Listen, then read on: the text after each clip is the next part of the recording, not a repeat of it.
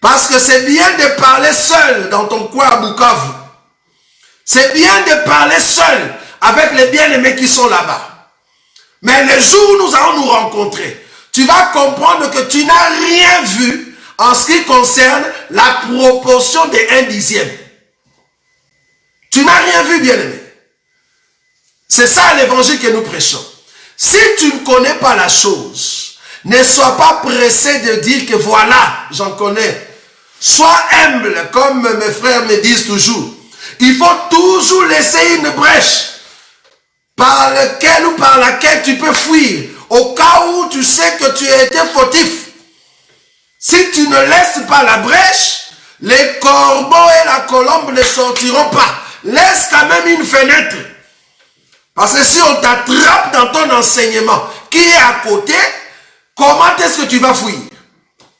Est-ce que vous voyez? Ça, c'est un aveugle. C'est quelqu'un qui ne voit pas. Je peux encore donner une autre écriture pour montrer que la personne est aveugle. Regardez cette écriture, 2 Pierre. 2 Pierre, chapitre 1er. Qui est un aveugle dans ces choses? 2 Pierre, chapitre 1er, le verset 5. Je lis rapidement. À cause de cela même, faites tous vos efforts pour joindre à votre foi la vertu. À la vertu, la connaissance, à la connaissance, la maîtrise de soi. À la maîtrise de soi, la patience, à la patience, la piété, à la piété, l'amitié fraternelle, à l'amitié fraternelle, l'amour. Car si ces choses sont en vous, et ils sont avec abondance, elles ne vous laisseront point oisifs, ni stériles, pour la connaissance de notre Seigneur Jésus-Christ. 9. Mais c'est lui en qui ces choses ne sont point, est aveugle. Il ne voit pas de loin et il a mis en oubli la purification de ses anciens péchés. C'est lui qui est aveugle. C'est lui qui ne voit pas. C'est un homme qui marche dans le péché. C'est un homme qui est en train de soutenir son péché en touchant les Écritures. Si tu es tombé, reconnais que tu es tombé. Tu es tombé, mais tu veux prendre les Écritures pour soutenir ton péché. Nous comprenons que tu es un aveugle. Tu ne vois pas. Mais nous qui continuons, quand je tombe, je comprends que je suis tombé, je me répands. Toi, pour que tu puisses te répandre, il faut qu'on vienne t'attraper dans la chambre presque nu. Et c'est là-bas que tu dis, pardon, pardonnez-moi. Parce qu'on vient t'attraper dans la chambre. Mais quand on soupçonnait, quand on voyait déjà des éléments, de voice, on voyait des photos, tu as nié. C'est parce que nous avons compris que tu es aveugle. Bon, allons vite. Un boiteux. Un boiteux, c'est celui qui a les déséquilibres au niveau de sa marche. Tout homme de Dieu qui ne sait pas marcher dans cet évangile, tu es mis à côté, assieds-toi. On s'en fout de toutes vos années que vous avez passées dans cet évangile. On s'en fout, bien-aimé. On n'a pas peur de vos 25 ans. On n'a pas peur de vos 40 ans dans cet évangile. Plus grave encore, tu vas oser dire que cet évangile vient du Congo. Ça va pas, il y a un problème. Cet évangile vient du Congo. Alors, mais soutiens seulement que Jésus est noir dans la peau. C'est pour cela, tu tombes aujourd'hui, tu tombes demain, tu tombes dans le lendemain, et il y a des gens qui t'applaudissent. Tu tombes dans l'adultère, tu tombes dans l'impudicité. Toi qui es un boiteux, tu as des déséquilibres au niveau de pied. Dans cet évangile, tous ceux qui sont des boiteux doivent s'asseoir. Tu ne sais pas marcher, tu vas où? Assieds-toi. Tu as un problème au niveau de pied. Tu as un déséquilibre. Tu ne sais pas mettre 5 pas. 2 pas seulement, tu tombes avec une femme. 2 pas, on t'attrape avec une jeune fille de 19 ans. 3 pas, on t'attrape dans la chambre d'un hôtel. 4, tu tombes tout le temps. Un boiteux tout fait. Dans cet évangile, assieds-toi. Pourquoi tu continues à marcher? Dans cet évangile, nous voulons voir les gens qui marchent bien. Parce qu'un ministre est un modèle. Tu es un modèle. Un boiteux tout fait, mais tu continues à parler. Qui va t'écouter? À moins que ce soit des fanatiques. Ceux qui t'aiment tellement. Ils ont des nostalgies de ce que tu étais avant. Nous, on s'en fout. On vient d'arriver, bien aimé. Nous, on est des pôles. Tu blagues, on blâme. Voilà. Tu blagues, on blâme. On s'en fout de vos années. Dieu fait grâce à qui il veut. Dieu nous a fait la grâce à notre manière. Même si je n'ai pas l'œil plus loin comme toi tu peux le voir, mais comprenez que je sais voler plus loin que toi. Un boiteux tout fait. Tu tombes aujourd'hui, tu tombes demain. Tu escroques l'argent ici, tu escroques l'autre. Donc dans l'église, tu as des frères qui pleurent parce que tu as pris leur argent, tu ne sais pas remettre. Un boiteux tout fait. Comment tu vas transporter la nourriture? Et tu viens nous prêcher? Avec quel enseignement? Comment est-ce que tu marches? Tu n'es pas un modèle. Nous cherchons des modèles. Nous cherchons ceux qui craignent Dieu. C'est pour cela dans cet évangile, quand je vais tomber, blâmez-moi. Nous disons toujours ça. Il faut me blâmer. Un ancien, on le blâme dans un lieu public. Il ne faut pas vous cacher. Vous confondez l'écriture qui dit, si ton frère a péché, va le voir. Avec l'écriture qui dit, quand un ancien tombe, il faut le blâmer tout droit. Toi qui es modèle, tu veux que je vienne te voir? Je vais te blâmer tout droit. Impudique, adultère. Donc aujourd'hui, là tu te caches. Après demain, tu vas encore faire sortir tes griffes. Donc à chaque fois, si tu tombes en Matete, après tu viens tomber en Belgique, après tu viens tomber en Canada, après tu tombes en Suède, tu tombes à Londres, tu tombes partout, boiteux. Tu ne sais pas marcher, tu es un boiteux, tu as les déséquilibres au niveau des pieds. Alors assieds-toi, pourquoi tu marches? Assieds-toi. Tous les boiteux ne peuvent pas prêcher. Tous ces hommes de Dieu qu'on a attrapés, soi-disant dans des maisons, dans des voitures, en train de faire des relations sexuelles. Mais pourquoi vous les écoutez? Ce sont des boiteux. Et ils n'ont pas fait une fois, ils l'ont fait plusieurs fois. Mais cette fois-ci, Dieu a voulu que cela soit aux yeux de tout le monde. Mais pourquoi vous l'écoutez? Pourquoi vous écoutez un boiteux? Dans les choses de Dieu, les boiteux doivent s'asseoir. S'il ne veut pas, c'est un incrédule, un fils de la perdition. C'est tout. Il doit s'asseoir, le boiteux. Un boiteux, c'est celui qui ne sait pas marcher. Dans sa vie chrétienne, il tombe tout le temps. Il a un problème. Et j'aimerais te dire que c'est boiteux parce qu'il a un problème de marche. On ne peut pas lui donner des choses lourdes. Il ne faut pas lui donner des tâches. Il ne faut pas lui donner la responsabilité. Il va tuer les gens. Vous lui donnez une église, ben comprenez que dans cette église, s'il y a 100 mamans, comprenez qu'il y a déjà 70% des mamans qui sont déjà passées. Parce que les messieurs, ils tombent tout le temps. Et si vous n'avez pas des hommes qui parlent réellement, mais vous allez vous retrouver avec des enfants qui ont la face du pasteur.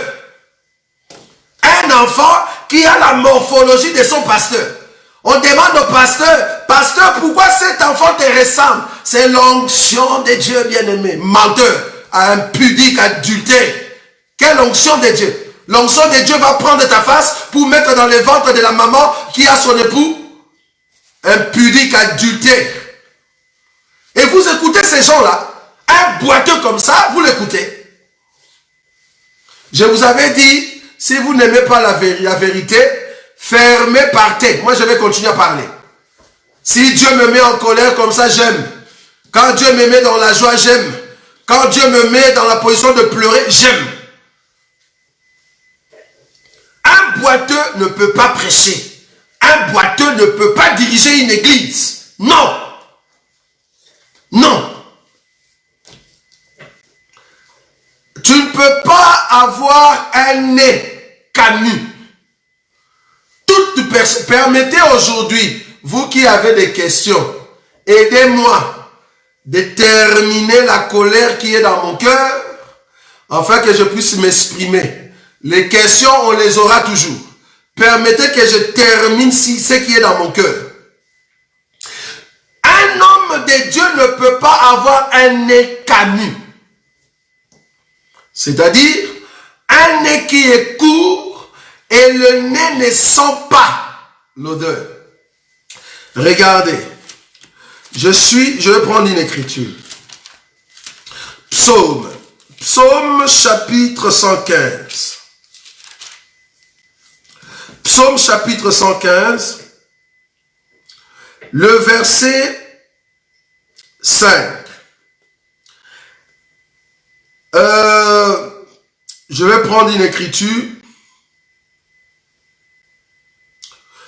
Je prends d'abord le verset 2. Psaume chapitre 115, le verset 2. Pourquoi les nations diraient-elles, où donc est leur Dieu? Notre Dieu est au ciel. Il fait tout ce qu'il veut. Leurs idoles sont de l'argent et de l'or. Donc on parle des idoles. Alors ces idoles-là, maintenant le verset 5 dit ceci. Elles ont une bouche et ne parlent point. Elles ont des yeux et ne voient point. Verset 6. Elles ont des oreilles et n'entendent point. Elles ont un nez et ne sentent point. Le nez a été créé pour sentir. C'est pour cela que j'ai pris cette écriture. Donc si nous avons le nez ici devant, c'est pour sentir. Or, quelqu'un qui a un défaut au niveau de son nez, c'est quelqu'un qui ne sait pas sentir. Mais qu'est-ce que nous sentons? Dans la révélation, ce n'est pas l'odeur de notre nourriture. Je vais prendre une écriture de ce que nous sentons. Je suis dans le livre de 2 Corinthiens. Un homme de Dieu qui ne sent pas ces choses, c'est un homme de Dieu qui doit s'asseoir. Pourquoi? Parce qu'il a la mauvaise sensation. 2 Corinthiens chapitre 2. Je prends le verset 14. La Bible dit ceci.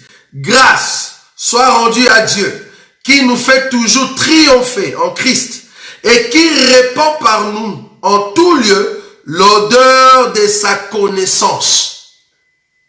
L'odeur de sa connaissance. Nous sommes en effet pour Dieu le parfum de Christ parmi ceux qui sont sauvés et parmi ceux qui périssent. 16. Aux uns une odeur de mort, donnant la mort, aux autres une odeur de vie, donnant la vie. Et qui est suffisant pour ces choses? Quand nous parlons des nez camus, cela veut dire que c'est tout homme qui a de difficultés de sentir là où il y a l'odeur de la connaissance. Parce que la connaissance est le parfum de Christ. Quand nous prêchons la connaissance, nous sommes en train de répandre le parfum de Christ. Alors toute personne qui ne sait pas sentir ce que nous appelons la connaissance de Christ, comprenez que tu es un homme camus. Tu ne comprends pas les choses. Tu dois t'asseoir jusqu'à ce que Dieu va, au fait, guérir ton sens, ta sensation. En fait, que ton nez sente l'odeur de la connaissance. Jusqu'à présent, ton nez est bouché. Tu as le nez bouché. Or, celui qui a le nez bouché ne peut pas sentir l'odeur du parfum de la connaissance. Parce que tu ne sens rien. Quand nous présentons la connaissance, tu es là, ça te dit absolument rien. C'est parce que tu ne sens pas l'odeur de la connaissance de Christ que nous sommes en train de répandre. Or, c'est par cette odeur que nous sommes en train de revêtir le parfum de notre Seigneur. Comment est-ce que quand nous prêchons, tu ne te sens pas dans la joie? C'est parce que ton nez ne sent pas l'odeur de la connaissance. Ça, c'est la première partie.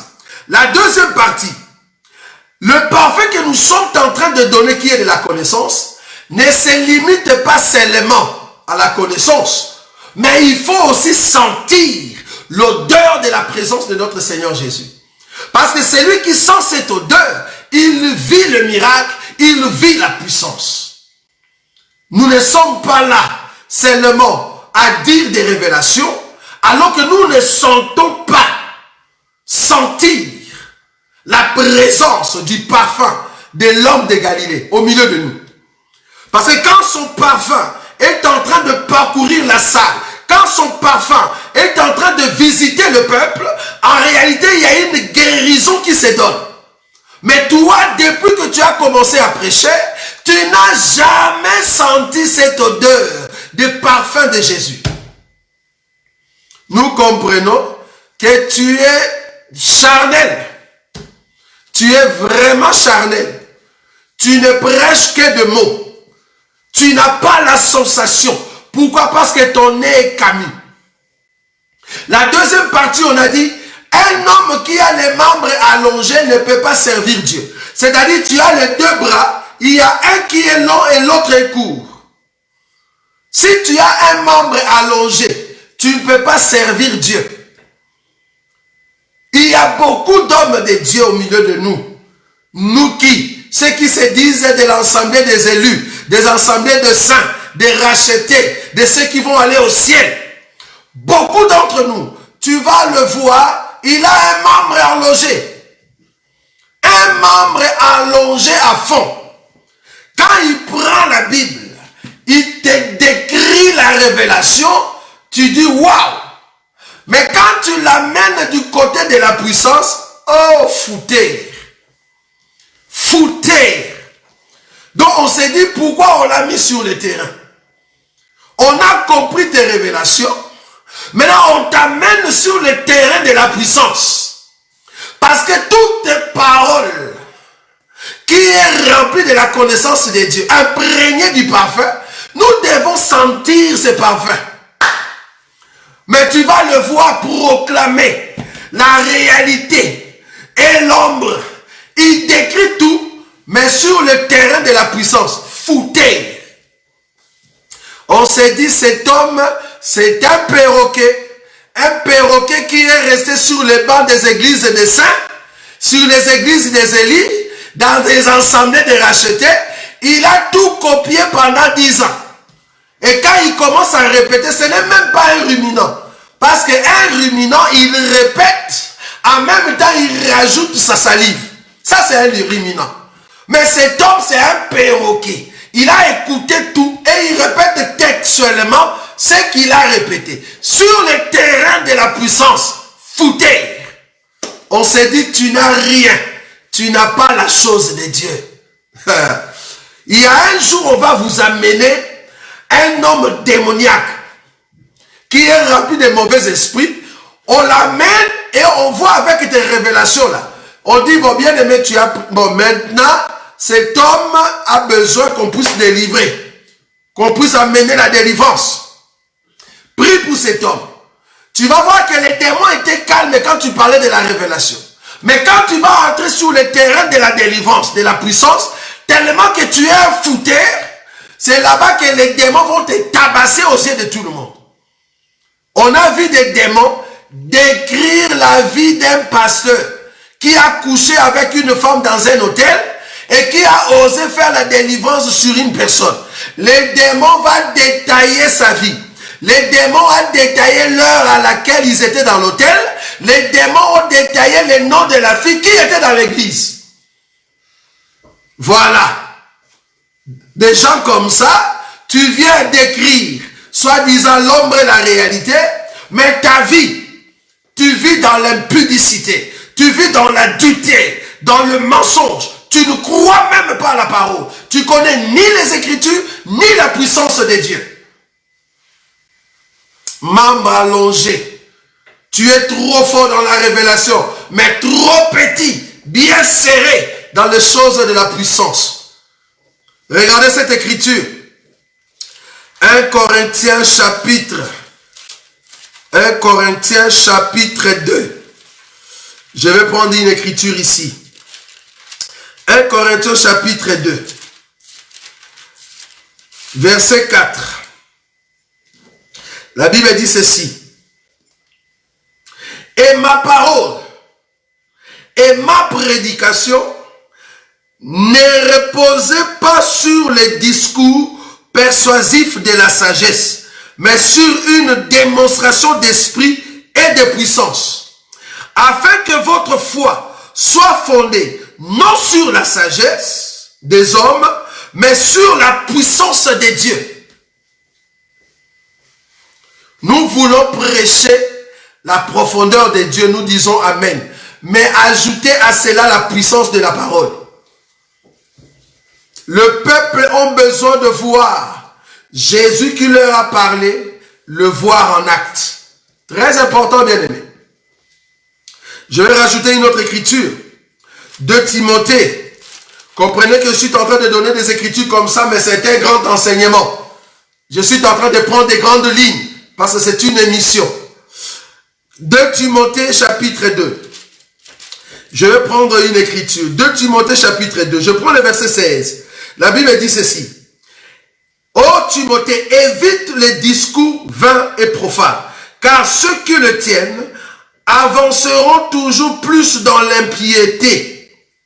Et leur parole rongera comme la gangrène. De ces nombres sont Hyménée et Philette, qui étaient des hommes de Dieu aussi. Hyménée et Philette, qui se sont détournés de la vérité, disant que la résurrection est déjà arrivée, et qui renversent la foi de quelques-uns. Néanmoins, le solide fondement posé par Dieu subsiste, avec ses paroles qui lui servent de sceau. Le Seigneur connaît ceux qui lui appartiennent, et quiconque prononce le nom du Seigneur, qui s'éloigne de l'iniquité. Quiconque prononce le nom du Seigneur, qui s'éloigne de l'iniquité. Toi, ta prédication, tellement tu as un membre allongé, tu parles bien de la vérité. Tu expliques l'ombre et la réalité. Mais du côté de la prière, fouté. Tu ne sais pas prier. Tu pries, tu commences, 10 minutes déjà pour toi c'est beaucoup, c'est trop lourd. Tu ne sais pas prier. Prier 1 heure, tu es trop lourd. Tu as un problème très sérieux. Tu as un membre allongé. Révélation, oui, c'est bon. Mais du côté de la puissance, zéro. Et plus grave encore, tu tombes tout le temps dans le péché. On s'est dit, tu es quel homme de Dieu? Tu es quel modèle? Quel est le modèle que tu es en train de nous montrer? Nous comprenons que tu as un grand souci. Tu as des défauts corporels. Assieds-toi. La nourriture est là, tu vas manger. Dieu ne refuse pas de te donner la nourriture. Mais cependant, au-delà du voile, tu ne vas pas entrer. Tu seras parmi les vierges folles. Au-delà du voile, il y a seulement ceux qui vont aller ensemble avec le pou, la vierge sage. Parce que ce sont eux qui entrent au-delà du voile. Mais toi, avec tes défauts corporels, mange seulement le pain de proposition. Tu vas rester dans les lieux saints. Mais dans les lieux très saints, tu ne vas pas entrer. Au-delà du voile, ce n'est pas pour toi. Tu restes dans les lieux saints pour manger le pain. Mais tu n'entreras pas là où Dieu est en train de parler face à face avec Aaron. Là-bas, tu n'entreras pas. Tu vas rater l'enlèvement parce que tu vis dans des débauches. Un boiteux, les nez camus, bossu. C'est parce que tu vis dans le péché. C'est grave. Tu as des membres allongés. Tu ne sais pas très bien expliquer les deux côtés. La puissance, tu es zéro. Mais l'enseignement, tu es trop fort. Il y a d'autres. L'enseignement, zéro. Mais côté puissance, trop fort. Tu as un membre allongé. Tu pries trop. Mais tu ne sais pas expliquer l'écriture. Tu es un aveugle. Tu as un défaut corporel. Nous sommes en train d'expliquer les choses dans la profondeur. Tout ceci s'apprend. Nous avons eu le temps d'apprendre avec beaucoup d'humilité. La seule chose qui va t'aider, c'est l'humilité. Sans l'humilité, tu ne sauras pas apprendre ces choses. Dernier élément. Parmi la descendance d'Aaron, nous ne pouvons pas trouver un homme qui a un pied ou soit une main fracturée. J'aime ça. un pied ou un membre ou une main fracturée. C'est-à-dire, au départ, cette personne était bien, mais parce qu'il marche dans la turbulence, tu étais bon au départ, mais voilà que tu es tombé et tu t'es fracturé. Si tu t'es fracturé, tu t'es fracturé au niveau du pied ou au niveau de la main, la Bible te dit, il ne faut pas prêcher. Quand nous parlons de la fracture ici, nous voulons dire à tous ces hommes de Dieu qui ont commencé par l'esprit, à tous ces hommes de Dieu qui ont commencé dans la connaissance et dans la puissance. Vous avez commencé bien la marche, mais voilà après, vous êtes fatigué, vous êtes tombé. La Bible te dit, assieds-toi. Ça, c'est un bon conseil que nous sommes en train de vous donner. Assieds-toi, écoute. Dieu va te ressourcer. La seule personne qui peut encore apporter un miracle dans vos vies, c'est le Seigneur Jésus. Quand tu tombes, quand tu as un défaut corporel, assieds-toi. Ne fais pas la tétitesse. Tu vas aller en enfer. Je préfère encore que tu sois parmi la Vierge folle. Parce que tu vas rater l'enlèvement avec ces comportements. Au lieu d'aller en enfer, assieds-toi. Essaie de te redresser, de te repentir et que tu te remettes encore au service. Mais quand tu fais la tétitesse, tu es en train de dire que tu es incrédule. C'est-à-dire en toi, tu ne veux plus recevoir la parole de Dieu. D'autres plus graves encore, ils ont des gales. Aïe, aïe. Il y a d'autres qui ont des gales. Des gars, c'est-à-dire il y a des boutons avec des pus à l'intérieur. Mais ils ont mis des habits, tu ne peux pas le voir parce qu'ils viennent de se laver. Mais attends seulement que ces gars commencent à faire des magaisons. Quand il va commencer à gratter et qu'il y a l'eau de ce plaie qui sort, c'est là-bas qu'il va sentir mauvais. Donc un temps, il est propre. Après quelques temps, tu le vois dans l'odeur bizarre. Nous avons des hommes de Dieu comme ça. Au milieu de vous, tu le vois calme. Un saint qui vient du ciel. Mais à l'intérieur, c'est un homme qui a des gales.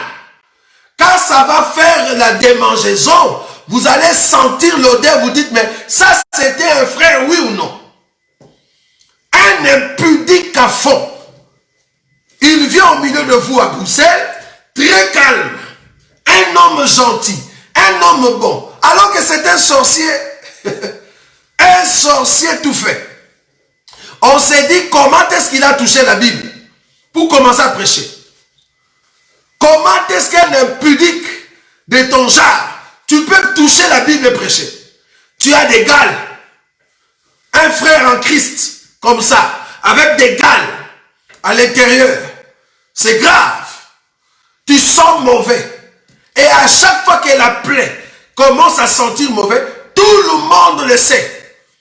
À chaque fois que tu tombes dans le péché, c'est toujours un péché que tout le monde apprend. C'est grave. Tu n'es pas un frère bien-aimé. Tu as un problème sérieux au niveau de ta santé spirituelle. Assieds-toi, demande pardon, ne prêche plus. Tu fais des tétitesses pour rien. Assieds-toi. Tu as des tâches de péché partout. Il y a même des gens qui te réclament dans d'autres pays. Tu as fui le Congo, tu viens ici. Tu fuis ici, tu vas aux États-Unis. Tu fuis les États-Unis, tu vas à Londres. Tu as des tâches partout. Tu as laissé des traces. Comme Jacob, tu as laissé des traces sur les agneaux. Dans des églises, tu as laissé des bêtises. Tu es sorti avec la maman telle, la maman et sa fille. Tu es sorti avec la fille et sa copine. Donc tu as laissé des traces. Impudique, adultère. Quel péché! Ça sent mauvais. Craignez Dieu et donnez-lui gloire. C'est ça l'évangile éternel, bien-aimé. L'évangile éternel, ce n'est pas de sortir avec les femmes d'autrui. Non. Évangile éternel, c'est craigner Dieu et donner-lui gloire. Ce n'est pas de sortir avec les femmes d'autrui, d'envoyer vos photos bien habillées, vous envoyer ici en Europe alors que tu es marié. Impudique, adultère. On s'en fout de vos années, on s'en fout de vos temps dans le ministère. Nous regardons chaque jour de mieux en mieux comment est-ce que le Seigneur nous amène. Si seulement vous craignez Dieu. Que Dieu vous aide Nous étions en train de dire qu'il y a beaucoup qui ont des gales. Et ces gales, ça sent mauvais. Très important. La dernière chose, on parle de celui qui a de testicules, au fait, écrasés. Dans d'autres versions, on l'appelle, au fait, eunuque. Un eunuque, c'est qui? C'est quelqu'un qui ne peut pas se marier. Pourquoi? Parce qu'il a un problème au niveau de la sémence. Il ne peut pas donner la sémence. Maintenant, Jésus va dire, je crois dans le livre de Matthieu, qu'il y a d'autres eunuques qui le sont depuis qu'ils sont nés. Il y a d'autres qui le sont par eux-mêmes. Et il y a d'autres qui sont devenus eunuques parce que les hommes lui ont donné en fait cette position-là. Jésus parlait de cela après que les disciples lui ont dit, ben écoute, en tout cas si tel est le cas, il n'est pas bon que l'homme puisse se marier. C'est là-bas que Jésus va évoquer pour dire que tout le monde n'est pas appelé à se marier. C'est-à-dire il y a d'autres qui sont uniques.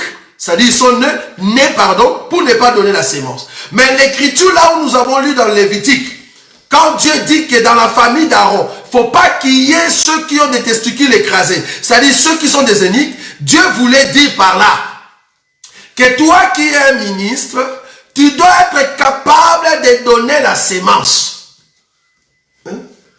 Si tu n'es pas capable de donner la sémence, quand nous disons donner la sémence ici, on doit voir le fruit de ce qui sort de toi.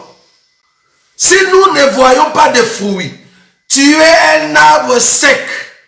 Arrête de parler, assieds-toi, écoute encore. Dieu va rajouter de la sève parce que Dieu, c'est lui le bois vert.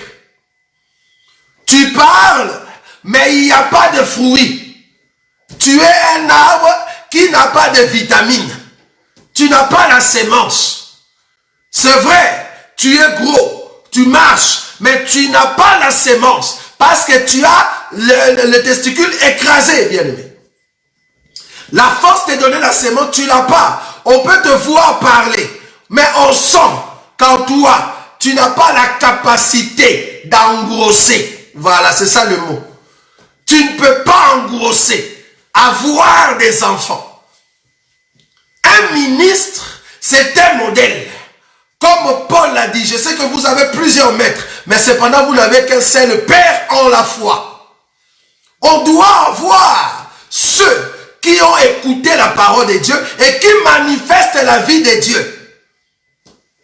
Mais toi, depuis que tu es là, ça fait 50 ans que tu prêches, il n'y a aucune personne qui ressemble à ton enseignement. Mais tu ne comprends pas que tu ne donnes pas la sémence. Pourquoi tu ne t'arrêtes pas? 50 ans de ministère, 35 ans de ministère, 20 ans de ministère. Il n'y a aucun homme qui est sorti de toi. Mais ta sémence ne passe pas. Tu as un problème au niveau de la sémence, bien-aimé. Tu as un problème. Parce qu'on doit voir le fruit de ce qui sort de toi. Parce que ce qui sort de toi, nous croyons que c'est l'enseignement spirituel. Or, quand l'enseignement spirituel sort, l'enseignement spirituel tombe dans les vies des hommes. Or, ces hommes-là deviennent aussi spirituels. Mais depuis que toi tu prêches un enseignement spirituel, mais nous ne voyons pas des hommes spirituels, mais nous voyons des rebelles. Les gens qui insultent, des gens qui entrent dans des débats pour insulter. Nous voyons déjà un pudique qui sort de toi. Mais c'est grave. Des insolents dans l'évangile. C'est comme si vous avez pris l'évangile en esclavage, en esclavagisme, ou vous avez pris l'évangile comme étant un moyen pour vous aider à faire le mal. Nous avons compris que c'est un grand souci. Or, l'évangile, c'est un évangile de paix. Parce que nous proclamons la paix partout dans le monde.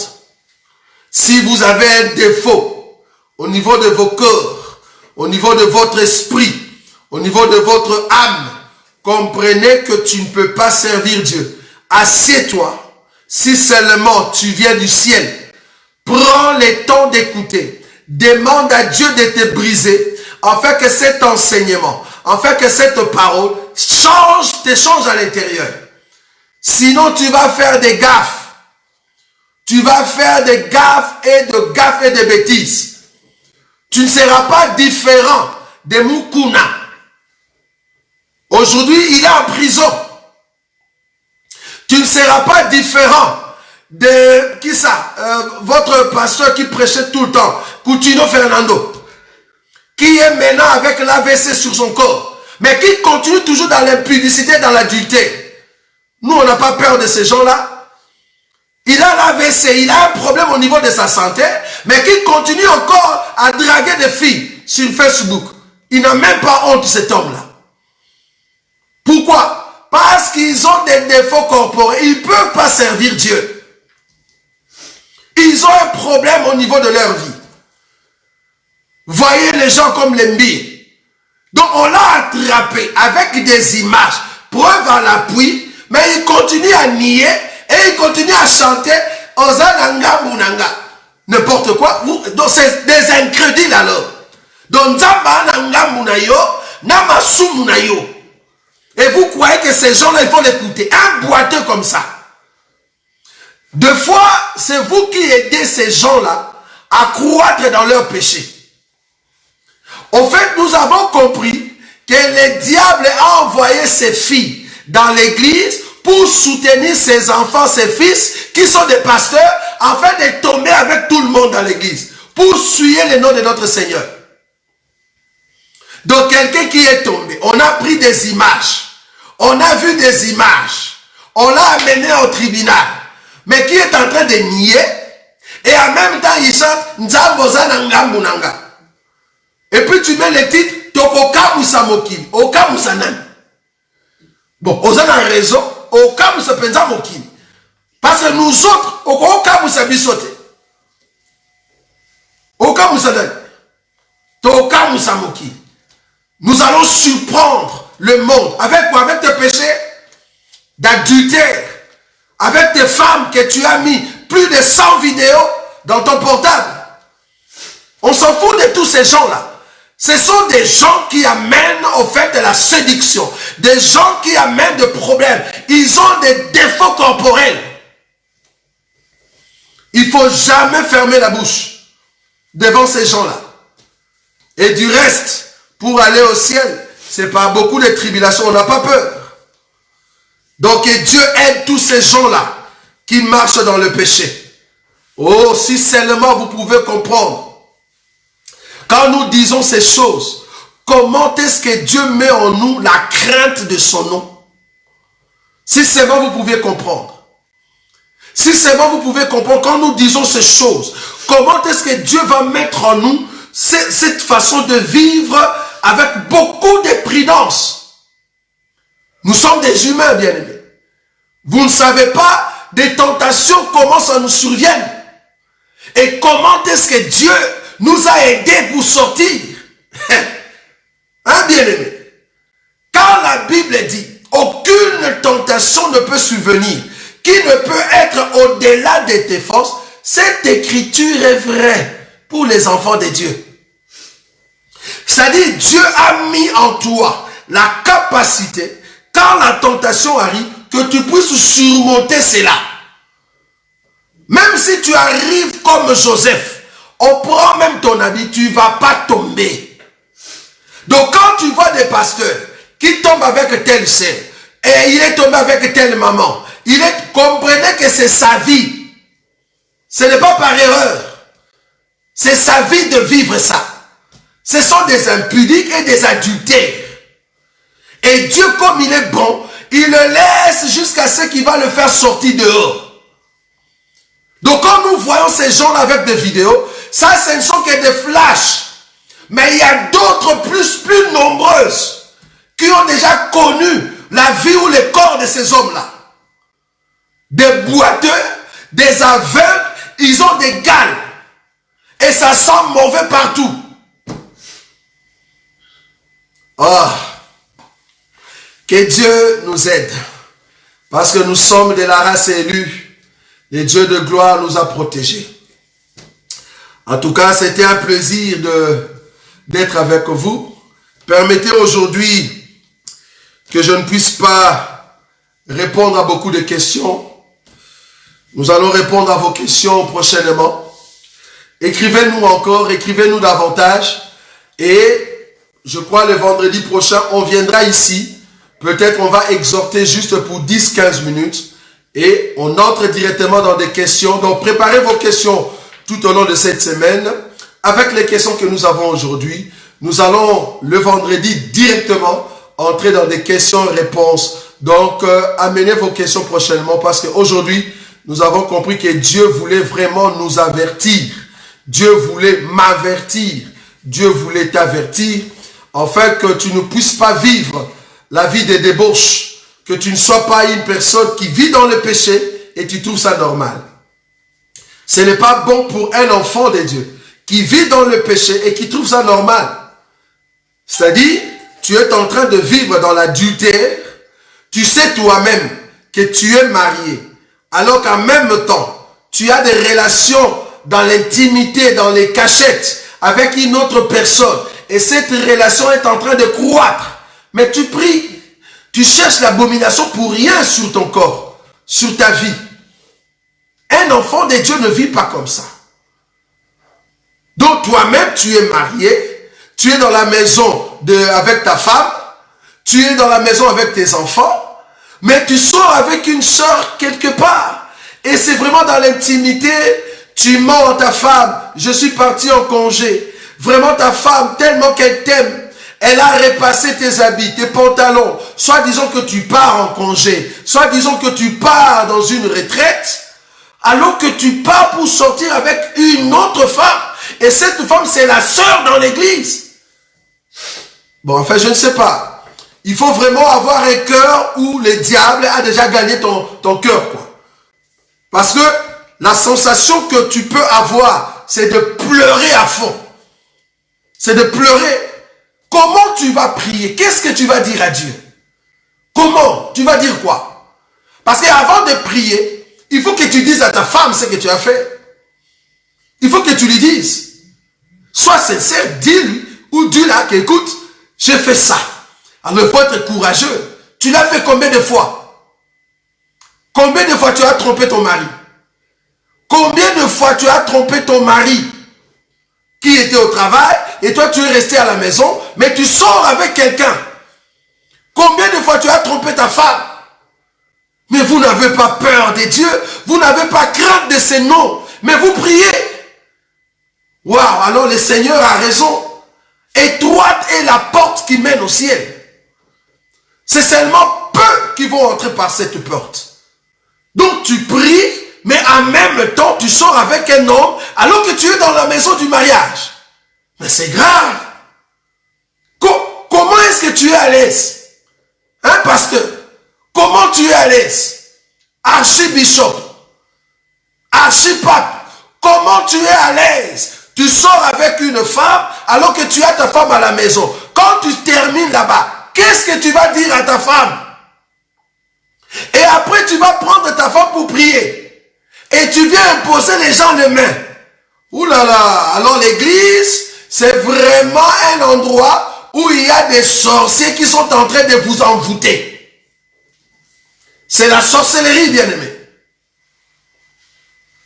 C'est la sorcellerie. Que Dieu nous ouvre l'œil ou les yeux, afin de bien voir qui sont ceux qui nous dirigent. Parce que les hommes de Dieu sont des modèles. Si seulement Dieu nous a appelés pour prêcher, c'est pour annoncer l'évangile de paix, qui prépare l'église à rentrer à la maison. Si tu ne sais pas préparer l'église, comprends que ta vie n'est pas encore prête pour servir Dieu. Alors assieds-toi, écoute l'enseignement, parce que tu as le droit de manger. Je ne dis pas que tu n'es pas un serviteur. Je dis que tu es un serviteur, mais tu as un défaut corporel. Assieds-toi et écoute la parole de Dieu. Si seulement tu crois vraiment que tu es serviteur. Parce qu'un serviteur doit être humble. Alors accepte que tu as un défaut. Assieds-toi. Tu tombes tout le temps, c'est pas bon. C'est pas bon. Et puis, plus grave, tu vas nous prendre l'écriture que non, mon serviteur se tombera cette fois je le relèverai. Mais tu as très mal compris l'écriture, bien-aimé. Si je te disais que ce serviteur qui tombe 7 fois et qui se relève 7 fois, si je te disais que c'était Caïn, comment tu vas l'expliquer? Moi, je te dis que c'est Caïn qui tombe 7 fois et qui sera relevé 7 fois. Je te dis que c'est Israël qui tombe 7 fois, qui sera relevé 7 fois. Tu vois que tu as très mal compris l'écriture. Tu penses que l'homme qui tombe 7 fois, c'est toi. Donc tu as le droit de tomber comme tu veux. Tu n'as pas vu l'écriture. Tu vois. Tu as très mal interprété l'écriture. Ah non, tu pardonneras 77 fois 7. Donc c'est-à-dire, toi, tu vas tomber dans ces mêmes péchés pour qu'on te pardonne tout le temps. Mais tu es un boiteux. Assis-toi et écoute la parole de Dieu. Et Dieu viendra. Il va en fait te sanctifier comme le dit l'écriture. Mais cependant, tu ne vas pas entrer. Parce que tu seras parmi la Vierge folle. Tu seras sauvé, mais par le biais de la souffrance. Est-ce que vous voyez cela? En tout cas, que Dieu vienne en aide pour nos bien-aimés qui sont encore dans la faiblesse de la chair, qui ne voient pas comment est-ce qu'on peut atteindre la grandeur. La grandeur ne vient que par la prière et par l'enseignement. C'est les deux choses qui peuvent nous aider pour aller en avant. En tout cas, que Dieu vous bénisse, mais j'aimerais quand même prier pour vous, afin que Dieu vous aide, si seulement vous êtes dans ces cas. Tendre Père, je lève ma voix. Je sais que moi-même, je ne suis pas digne. Mais si je peux encore élever ma voix, c'est parce que tu as voulu nous dire ces choses pour nous avertir de nous préparer à la rencontre de ton Saint-Nom. Permets, Seigneur, que tu puisses soutenir ma vie, soutenir la vie de mon frère, soutenir la vie de ma sœur, afin que nous soyons un peuple averti, un peuple qui craint ton nom, un peuple qui demeure dans ta présence, un peuple qui a l'identité qui vient de ta part, Seigneur. Nous ne voulons pas demeurer dans le péché, parce que ce n'est pas notre héritage. Nous avons reçu l'héritage de ta part, de parler dans la vérité, de vivre dans la vérité, parce que tu es le chemin qui nous mène à toi. Bénis, Seigneur, mon frère, bénis ma sœur, pour la seule grâce de ton nom, parce que tu es le Dieu de gloire. Donne-nous la force devant la tentation, parce que c'est toi qui enlève, Seigneur, et qui a vaincu la tentation dans ces cœurs semblables aux hommes. Donne-nous la force, parce que tu l'as vaincu pour nous donner la joie de vivre pleinement ta parole. Il n'y a que toi qui peux nous soulever. C'est lui qui soulève les âmes abattues, les âmes affaiblies. Il n'y a que toi, Jésus. Soulève-nous pour la seule gloire de ton nom. En ton nom, Jésus-Christ, que nous avons ainsi prié. Amen. Que Dieu vous bénisse. Nous allons nous rencontrer les dimanches à partir de 18 h. Ne manquez pas. Nous allons continuer notre enseignement après l'enlèvement de Daniel. Et là, nous allons entrer encore dans des détails. C'est très important. Gardez l'identité de Dieu. Que le roi des gloires vous bénisse.